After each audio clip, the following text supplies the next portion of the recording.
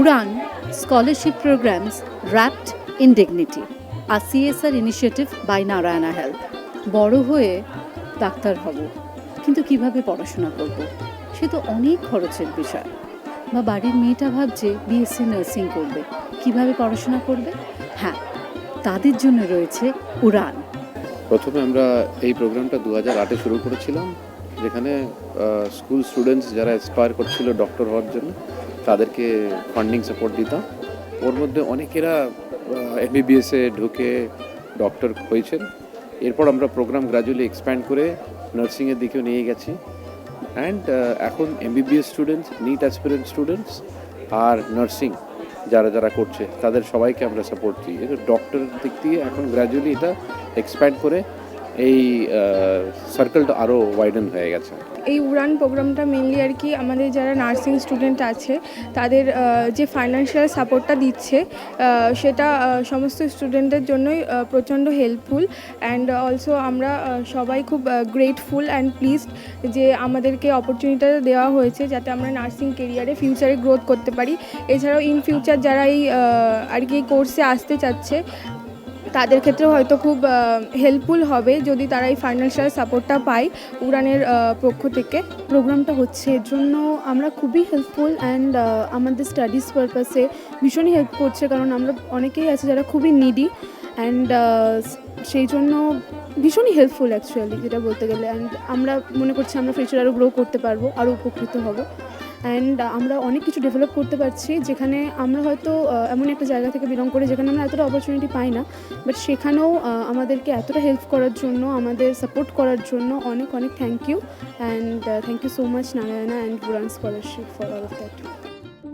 In India, the gross enrollment ratio for higher education is only 28.4%. Many young people can't pursue higher studies due to financial constraints. At Narayana Health, we believe a lot of those people can be future doctors with the right kind of support.